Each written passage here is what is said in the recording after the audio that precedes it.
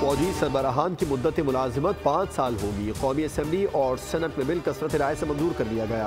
Speaker Ayaz Sadiq की ज़ेर सदारत कौमी असम्बली और प्रिजाइडिंग ऑफिसर इरफान सिद्दीकी की ज़ेर सदारत सेनेट का इजलास। वज़ीर दिफा ख्वाजा आसिफ ने army act, Pakistan air force act और पाक बहरिया एक्ट 2024 बिल दोनों ऐवानों में पेश किया, जिसकी मंजूरी दे दी गई। बिल के मुताबिक आर्मी चीफ की रिटायरमेंट में बालाई उम्र की मुद्दत खत्म कर दी गई है।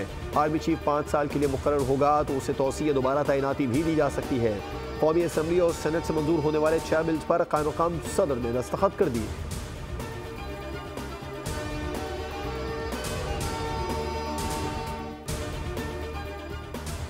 सुप्रीम कोर्ट और हाई कोर्ट में जजेस की तादाद बढ़ाने का बिल भी कौमी असम्बली और सेनेट से मंजूर कर लिया गया। वज़ीर कानून ने Supreme Court practice and procedure तरमीमी एक्ट पेश किया। सुप्रीम कोर्ट के जजेस की तादाद 17 से बढ़ाकर 34, जबकि इस्लामाबाद हाई कोर्ट में जजेस की तादाद 9 से बढ़ाकर 12 करने की मंजूरी दे दी गई। कौमी असम्बली के बाद सेनेट में भी Supreme Court practice and procedure तरमीमी बिल कसरत राय से मंजूर। 6 बिल्स क़ायम-मक़ाम सदर सैयद यूसुफ रज़ा गिलानी को दस्तखतों के लिए भिजवा दिए गए।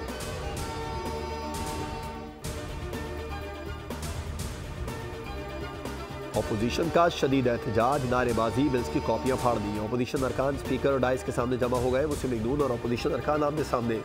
पीटीआई के शाहिद खटक और वजीर इत्तलात अता तारों में हाथापाई होते होते रह गई। हालात खराब होने पर सार्जेंट एट आर्म्स ऐवान में दाखिल हो गए।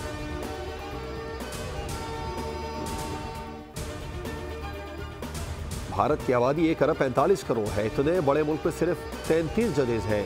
यहाँ 24 करोड़ आवाम के लिए 34 जजेस लगाए जा रहे हैं। चेयरमैन पीटीआई बैरिस्टर गौहर की मीडिया से गुफ्तगू, कहा हुकूमत ने आज तक कोई भी कानून साजी के मुताबिक नहीं की। आज जमहूरियत को बादशाहत की तरफ धकेला जा रहा है। अपोजिशन लीडर उमर अयूब बोले, अपोजिशन को नहीं सुना गया, ये मुल्क के लिए अच्छा नहीं। नून लीग और पीपल्स पार्टी के खिलाफ यही कवानीन इस्तेमाल होंगे और उनका पीछा करेंगे।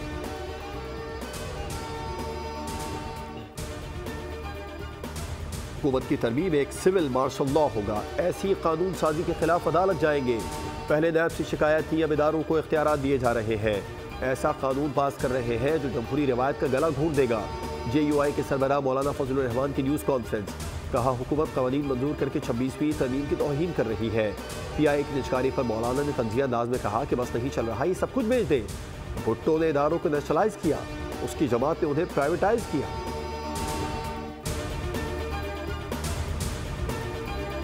जजेस तैनाती के जुडिशल कमीशन का पहला इजलास आज होगा। चीफ जस्टिस याहिया खान आफरीदी की सरबराही में 26वीं तरमीम के तहत बनाए गए जुडिशल कमीशन का इजलास दिन 2 बजे होगा। जुडिशल कमीशन का एजेंडा जजेस नामजदगी और सेक्रेटेरिएट का क़याम है। आईनी बेंच की सरबराह की नामजदगी तरजीही बुनियादों पर किया जाना मेन एजेंडे के तौर पर शामिल है। ज़राए के मुताबिक आईनी बेंच के सरबराह के लिए जस्टिस अमीनुद्दीन हुकूमत के मोस्ट फेवरेट है। जस्टिस मंसूर अली शाह, जस्टिस मुनीब अख्तर का अगर नाम तजवीज़ होगा तो हुकूमत मज़ाहमत करेगी।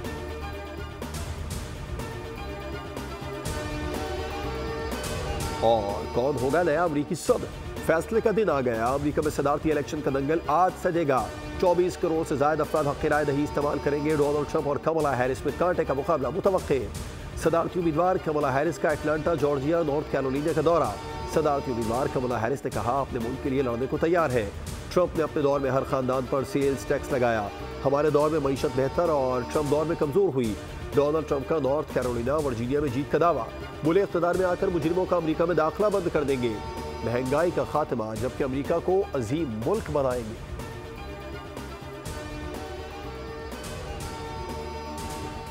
हेडलाइंस आपने जानी। इन खबरों की तफसील के लिए विजिट कीजिए हमारी वेबसाइट bolnews.com और देखते रहिए बोल न्यूज। सब्सक्राइब करें और बेल दबाएं ताकि कोई खबर रह न जाए।